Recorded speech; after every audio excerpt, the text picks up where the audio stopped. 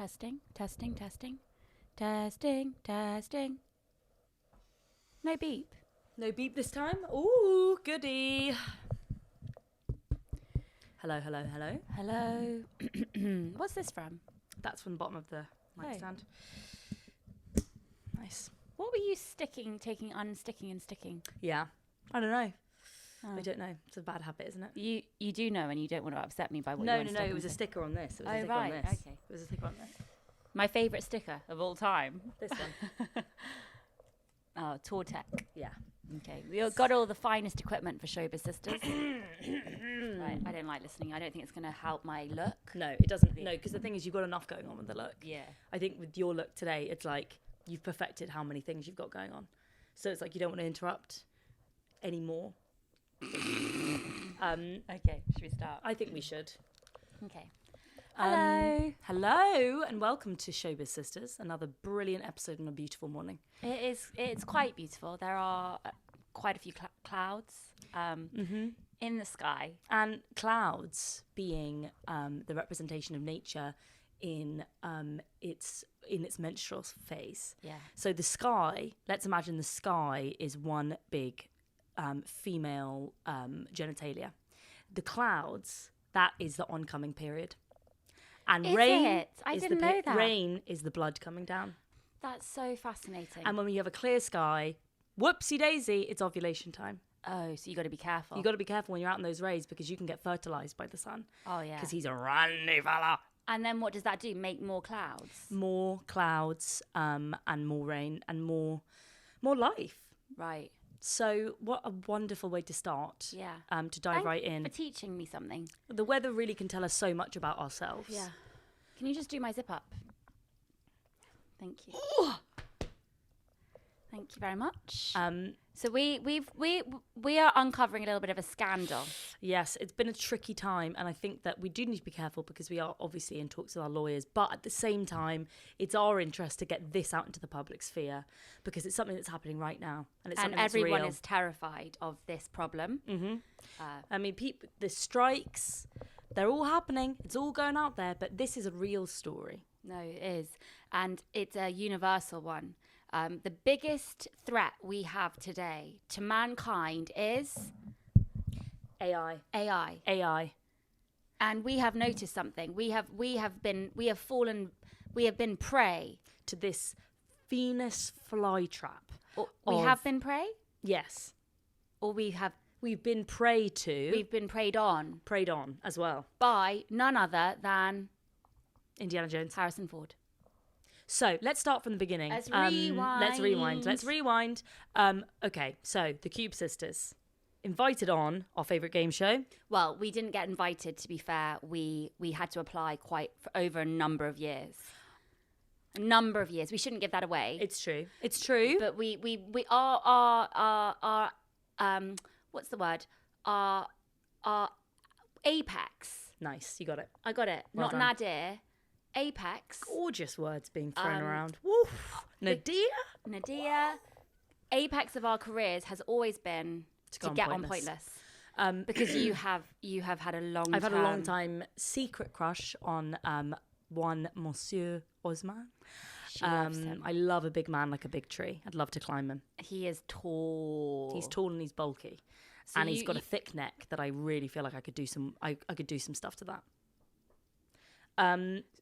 Yeah. So yes, we're not great at admin. No. But you are the one admin you are on top of is every single season applying to get on Pointless. Now it seems a bit of a rude slight that we wouldn't have been considered to be celebrity guests on Pointless, given our portfolio, our work. But some of these things in life, they're not fair, and you have to graft.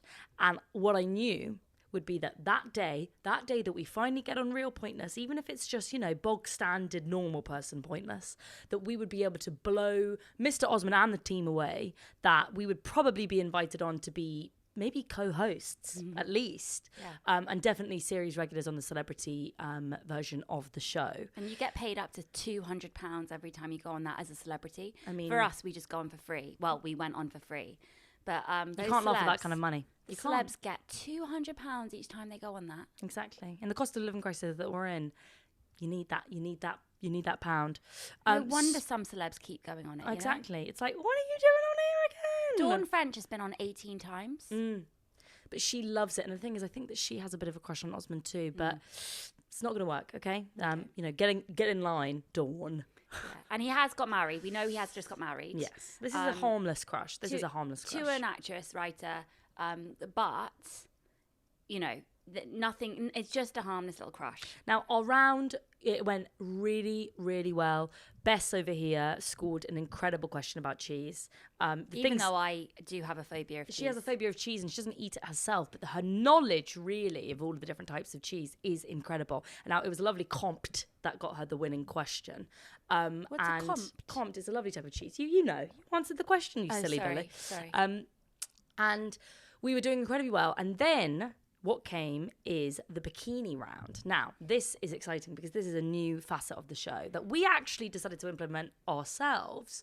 But to really kind of spice things up, we sort of stripped down to our bikinis, and we sort of tried to... I was in my tankini, my one tankini that I got off the Heathrow Express which was recently. lovely. Yeah. Absolutely lovely.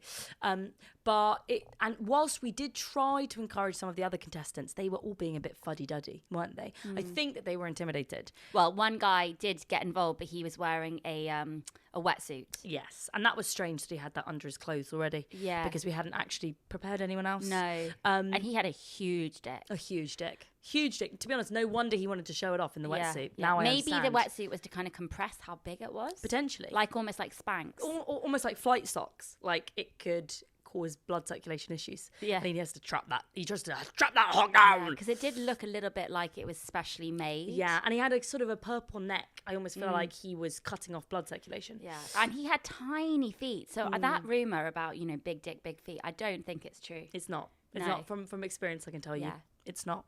The smaller the feet, the bigger the dick, in my experience. So, yes. So we got to our bikini round. And it was... Tankini for Bess. Bikini. Tiny little bikini for me, a la Lily Rose Depp in The Idol. Right, our yeah. favourite So show. basically most of the boob is out. It's a small triangle of fabric just over the nipple, and then a string, and that's it. And then similar on the bottom too. So a teeny weeny little triangle. Now obviously I've got a very, very small labia, so it works perfectly for me. And it's sort of just the size of, I would say, a straw, a big straw. Just very elegant, basically. A very elegant, sort of enhancing and subtle, showcasing the female form bikini. Yeah. And so this was very exciting for us to invent this new round of Pointless, the bikini round. They made sure that we were barefoot. They didn't want us wearing heels and a bikini because they thought that would be a bit too sexy. The producers were on board, let me tell you. They were practically smacking their lips together and clapping their hands wildly the second that they heard us come up with this idea. But what was interesting, did you not notice that two pair of ginger producers, a man and a woman, couldn't tell if they were together or potentially brother and sister, but they certainly seemed to be in hijinks together. They were whispering when we decided to strip off down to the bikinis, and then they asked us if after the round we wouldn't mind accompanying them to a special room. I know. And I thought this was some kind of sexual thing. Potentially, I mean, I've always wanted to be in some kind of a threesome with a pair of gingers. Well, I've always wanted a workplace affair. Exactly. So the thing is, especially at Pinewood. Two birds, one stone. Two birds, one stone. It would have been. They do have a severe asbestos problem at Pinewood, but and usually breathe. if I know that there's asbestos nearby, I can't just unwind and relax. So that's why you weren't feeling as aroused as you would have been because of the asbestos. And I was picking up on your tension, and it was making me slightly less aroused. And also, the asbestos was quite overwhelming. I got wheezy. Everyone there's wearing face masks 24/7. So we go to this little room. After a very good round for us in the bikinis, mine did fall off at one point, and it was just fun for everyone involved. Just one side. Just one side, and I don't mind it. I actually was on the tube yesterday, weirdly, and I didn't, not until the end of the train journey, genuinely, the end of the tube journey, that my son was like, "Mummy, you've got one boob out." Yeah. And no one cares. Like, everyone loves it. As you should. Yeah. As you should have one boob out on the tube occasionally, actually. It's a way to connect, isn't it? Yeah. It is a way to connect. No one looks up anymore anyway from their phone. So, you know, you'd be surprised how many boobs are hanging out. Mm-hmm. Just take a look around. Okay, what a wonderful world, Louis Armstrong once said. And you don't see it, and you certainly don't see the boobs. If you're going to be looking down if at you're your looking phone. down at your phone all day. That's just a free tip. And so we go into this room with the ginger couple, brother and sister duo, who knows? I hope both. And they asked us to sign a contract. Now, of course, given that we felt we were pretty much on track to win solidly anyway, only a few more rounds left of the pointless game to, at that point, heretofore. So we didn't really, and this is the mistake that we made, Bess. This is the mistake that we made. We didn't read that contract back to back, did we? Did we read the terms and conditions? No. We didn't. I've never read terms and conditions. Not once in my life. And that's arrogance. And that's a lesson that we can all learn. You know, even your idols like us, even the people that you put on a pedestal high above you, we can still make mistakes. We're still human. Yeah. Yeah. And also, you know, we don't want to... I've just always, when I ever hear terms and conditions, there's something instinctively makes me fall asleep. And feel slightly nauseous.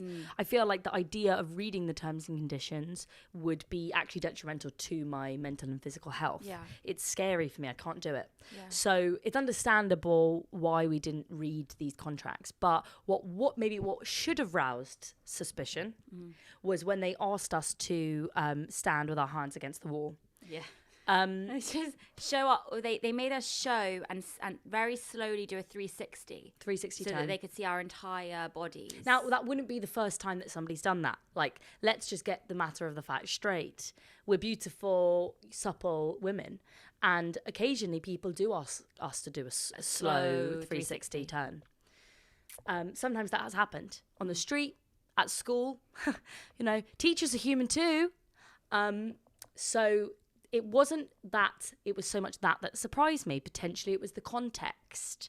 I did wonder what the lights in the room were doing, because they did sort of turn a bit blue at one point. There was a kind of slow beeping sound and a hum. I smelled a bit of gas in the air, in fact. I was just so concerned about the asbestos. I just thought, okay, fine, yeah, I'll do the slow 360. Yeah. You were still kind of high off your chat with Richard. Big time. I love his body of work. You had a great 10-minute small chat thing absolutely. with him. I mean, The Midnight Library is my favourite book. The Midnight Library, he doesn't actually write The Midnight Library. I hope you didn't say that to him. I did. Oh, no. I did. That's what we spoke about. No. He's a huge fan of it too, and I thought, good for you. Back yourself, sir. So he didn't write it? No, that's Matt Haig. Oh. Matt Haig wrote Midnight Library. Richard wrote the Tuesday. Thursday Murder Club. Oh, And the Wednesday Murder I Club. hated that one. And the Friday Murder Club. Oh, okay. And they're now being made into films by Spielberg. Well, then that's an issue, because I was slagging off those books. Oh. I was slagging them off. I was slagging them off hot, and I was slagging them off hard. I did think he got a bit strange towards the end of that conversation. I was sort of comparing those books to The Midnight Library, which I was telling him I viewed as the superior book of our time. Oh, that's he did seem to, and I thought he was playing hot and cold with me, because I like a man that does that. So it seems like I might have offended him. Interesting. I think a little bit. Interesting. I think a little bit. Okay, so we'll bookmark that one. Yeah. Put it up to the back of my mind. Okay, so I did also think it was weird when we were in this back room that they did start to draw dots on us. Did you notice that? Yeah, all over our faces, our cleavage. Especially I still the have the cleavage. Sharpie marks actually on my boobs, which is why I'm covering it with my front plait today. Beautiful hair Not design. front plait, sorry, front. I love what Bess does, is that she kind of integrates hair orchestructure onto her looks every day. Is orchestructure a word? No. Architecture. You see? Learning every day. Orchestructure could in fact be patented to be the name for your own hair brand. Archistructure. I think that would work great. And what I love about what she's done here today with this design is it's almost like a pendant. It's a pendant of hair. It's like a necklace, really. It's really, and it's heavy, and it gives you good posture, because it's weighing that head down. And what we want with our posture is we want a down neck. Yeah. We want to be looking down in shame. And then creating a lovely straight silhouette with the back, but with a down head. Yeah. Nose to the floor. Well, because of my recent boob job, I don't want to flaunt them too much. No, you don't, because also your boob job is for you and it's not for anyone else. No, it's just for me. Yeah. So, yes, I know what you're thinking, viewer, listener, lover. You're thinking we should have noticed something strange when they started drawing the dots on us doing the slow 360 turn. But really, this is us when we're in the TV game. This is us when we're on Pinewood. We're focusing. We're making things work. We're focusing on performing. We got our heads in the game. And this was about winning pointless. This was not about trying to solve the mystery of the dots and the turn. So we went back to the game show. We didn't, unfortunately, do very well on our last 2 rounds. I think that Mr. Osman, now that you've told me about this Matt Haig confusion, I believe that he actually might have directed some of the other contestants to their answers to try and make sure that we didn't win, because we did have such a strong lead at that point. Because I did notice him winking. I thought he had something in his eye.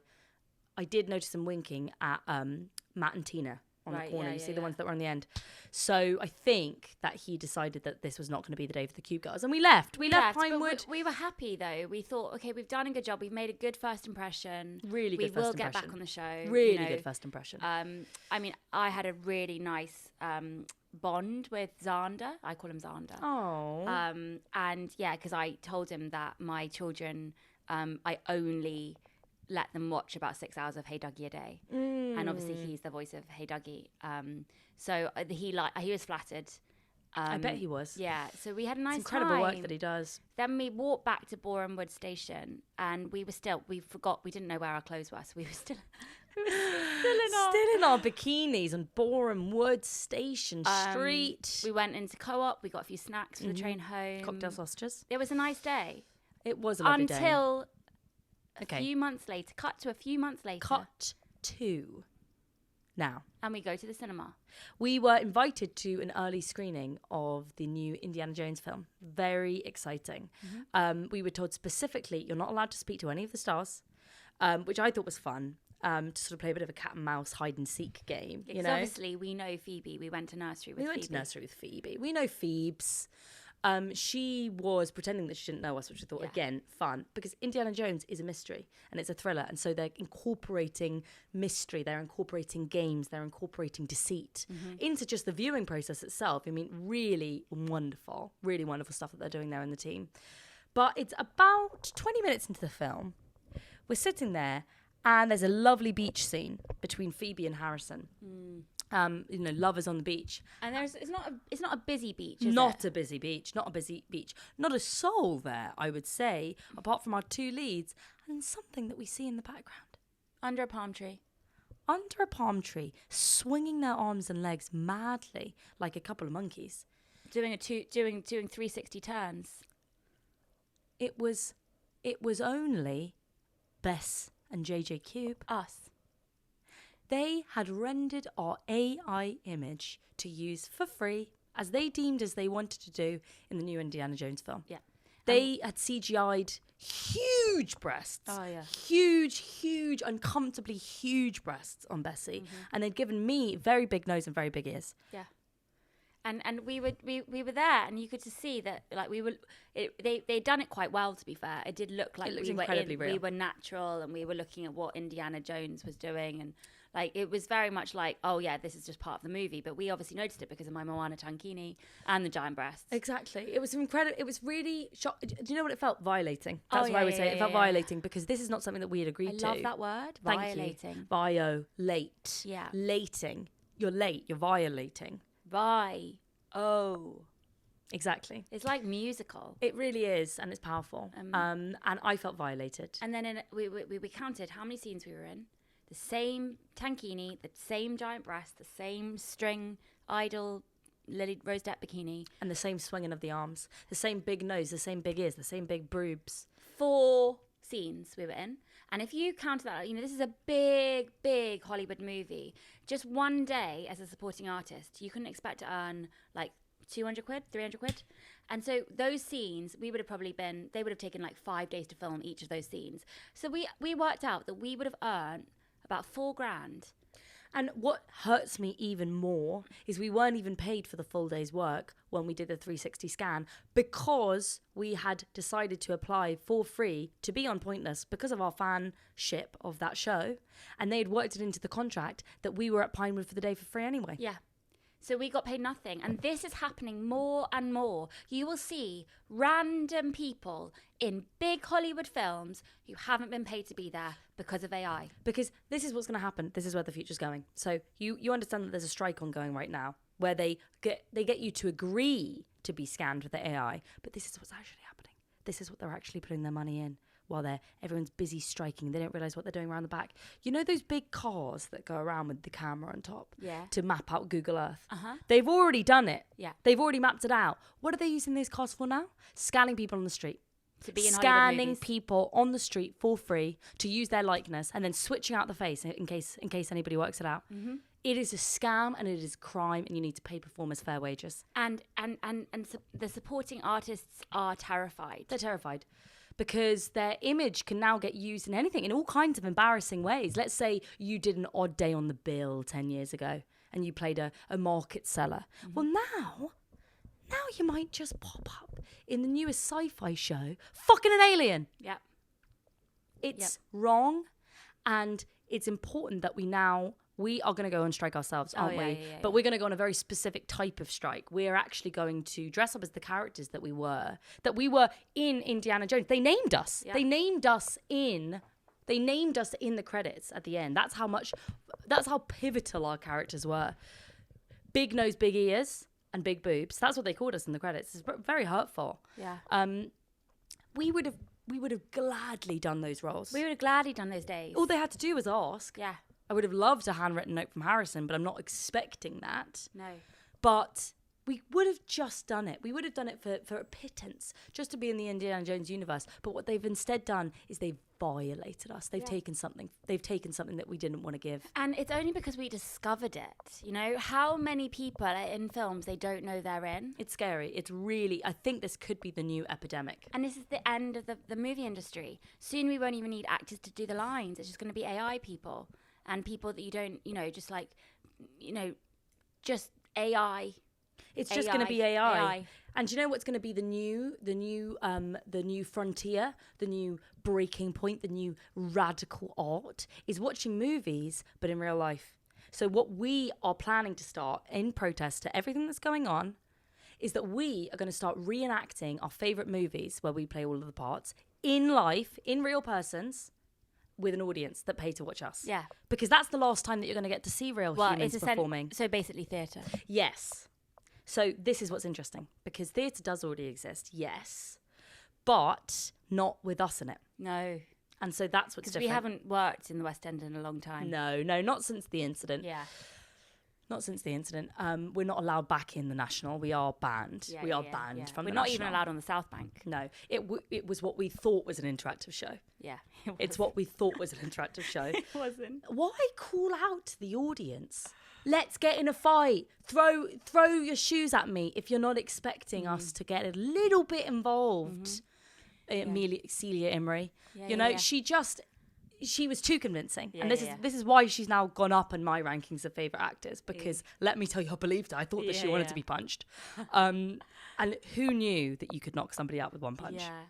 Well, it was the play where Celia Imrie and Tom Hardy are and lovers. Imelda Staunton. They're in a threesome. Yes, it's incredible. The sexual tension was rippling through the audience. Yeah, and it was just they basically had one scene where they asked the audience if they wanted to get involved too. As maybe now we realise that she thought like she was actually talking to a mirror. It was like the fourth wall. It was fourth wall, and it was now what I've learned is a rhetorical question. Yeah. So it's when an actor, and it's interesting because I didn't think that this was possible. I thought the questions were to be answered, sue me. Yeah. But apparently some actors, they can use rhetorical questions when they're actually just talking to themselves. Yeah. And who knew the fourth wall was actually a thing? I just thought that was like some kind of like joke. No. Imagine. So yes, it was very distressing, in fact. And it followed in quick succession, actually, after going to see Sienna Miller. Oh, God. Going to see Sienna Miller in that play where she goes fully nude. Bess did get caught filming her from the third row. Just I wanted to remember what her body looked like. Yeah, just for future like reference, like not in a creepy way. But she does have a really nice tattoo on her lower hip. Gorgeous, gorgeous, gorgeous. And I just like that tattoo. And they did say no flash photography. Bess didn't know that her flash was on. Who ever know? Whenever it's like the Flash knows, doesn't it? It when picks the worst moments. They're a joker. Your flash in your phone is a joker. Bess did get escorted out, didn't you? Bess did get tackled out the third row. Sienna Miller did hurl a bit of abuse from her from the stage. Yeah. Sienna caught her out. Sienna and Bess is such a fan of Sienna. It really was such an ego death. It was funny an as well ego death because for her. Jude Law was there. Jude had got escorted out too because he shouldn't have been there because of the restraining order. Exactly. And so I think there was a very rattled atmosphere in the theatre that night. And Sienna, fully nude, spotted Bess, spotted the flash in the third row and stopped the performance. Stopped it dead and said, "Are you fucking filming me?" And I was like, "Oh, sorry, yeah, I just like your tattoo." Yeah, and she was furious. I honestly, swearing like a sailor, made me respect her more. I love Sienna. I love her. And that's why I wanted her tattoo. I know, and the thing is, you were just doing your due research because she doesn't have any photos of the tattoo online. No, and I was just going to use that photo. Yeah. For when you have to apply for the tattoo, they make you send a photo. Yeah. I was just going to send them. Get it 3D scanned, get it 3D printed.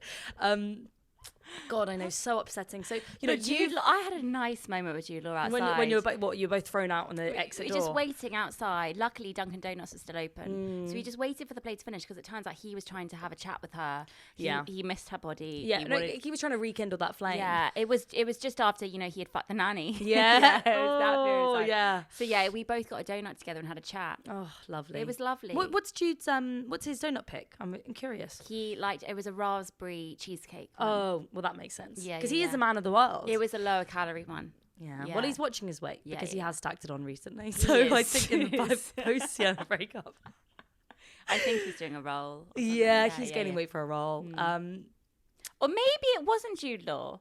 Now I'm thinking about it. Really?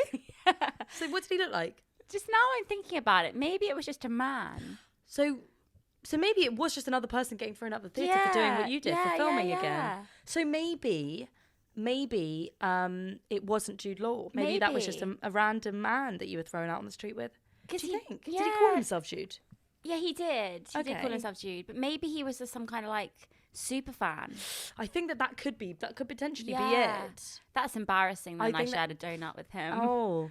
Just a crazy, stupid fan. Oh my goodness. Oh my God. How wild and free of you, though. I know. And you still have those images of Sienna. Oh, yeah. You got them on your backup phone. They couldn't This is what's good about Beth. Nobody in this universe is quicker at transferring photos to her second burner phone because they made her delete it in front of them. Yeah, but I already retransferred it. But she'd already retransferred it. It was long gone. It was long gone to her email address and her other phone. Yeah. So Bess banned from all West End theatres. Yeah, so we can't ever JJ banned from the National. So we're going to start a new type of theatre, like a hybrid film, TV It's hybrid theatre. film because who the fuck wants to go to theatre?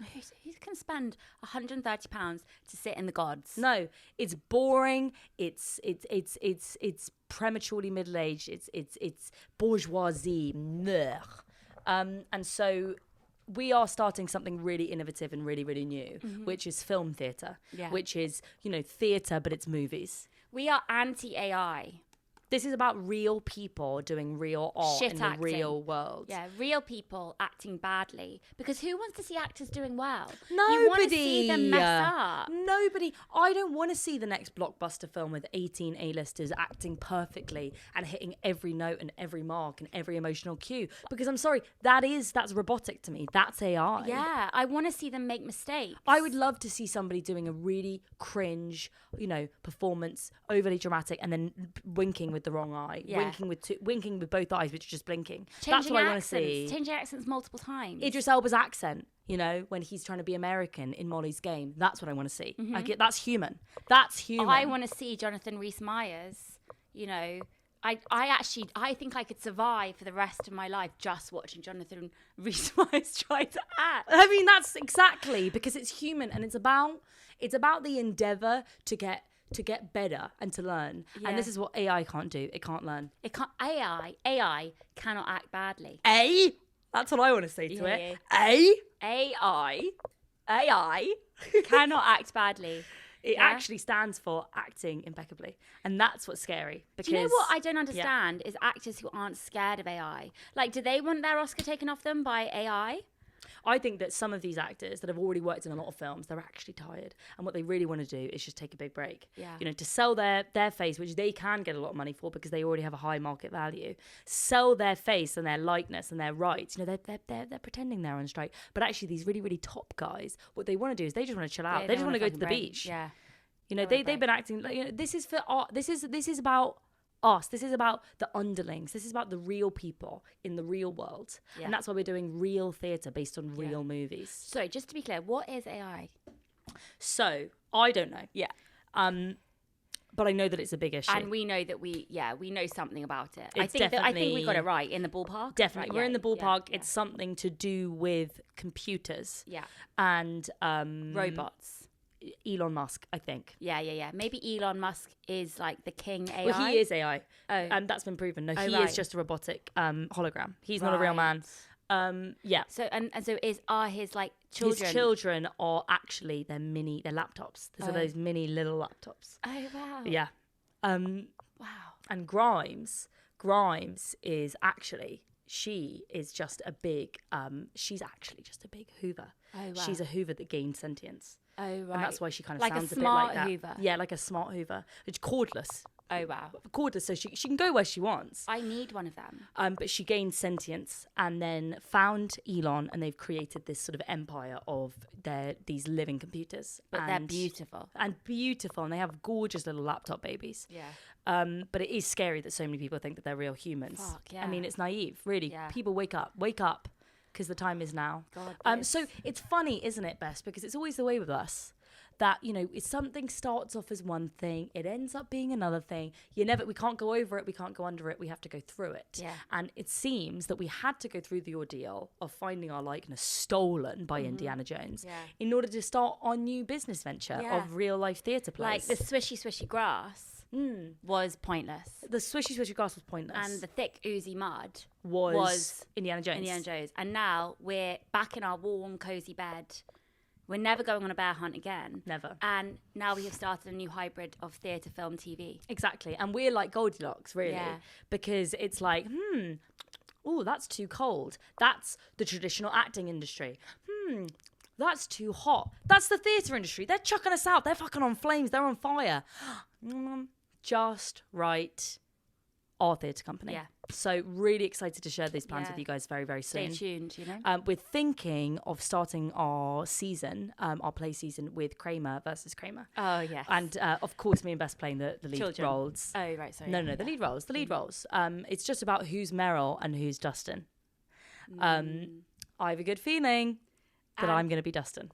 Oh, it's very exciting. Really, really exciting. Because you've got the angular sort of face for Meryl. Yeah, I mean, I have been told that I could be an actual double. You could but you could be one of the Streeps. You could be one of the weird daughters, couldn't you? Yeah. Gamey? Yeah. Gamey. Who are quite good actresses, to be fair. Well, if they're not good actresses, then that would be fucking shit. They're adopted. That would be weird, yeah. wouldn't it? That would actually be that would be embarrassing. Yeah. Imagine being Meryl Streep's daughter and not being a good actress. Yeah. Bloody hell. It's actually quite arrogant of the daughter to be an actress. Because it's like, duh, we know you're going to be good at it. Yeah. Do something else. Anyway, thank you for listening, everybody. We press. hope that next time we will be able to promote our first hybrid show. And we also just wanted to send out a personal apology to Sienna from Bess. Again, a personal apology from me to Celia Imrie. I really didn't mean to clot you so hard in the face that time. Oh dear. I think that you need to build up a little bit of upper body strength though, because it was too easy to knock you to the floor. But thank you, Sienna, because that tattoo is my favourite tattoo. It's my great. favourite tattoo in my pubic region. It's looking gorgeous every day. Yeah. So really I'm very grateful for that. Yeah. So we've just got a lot to learn, and it's okay to still learn. It's okay to still be on this journey of growth in life. It's okay to still, be working out, new parts of your career. It's exciting. Yeah. I feel like a baby being born, and that's a lovely feeling. Yeah. Okay. Thank you for listening, everybody. See you again. Au revoir.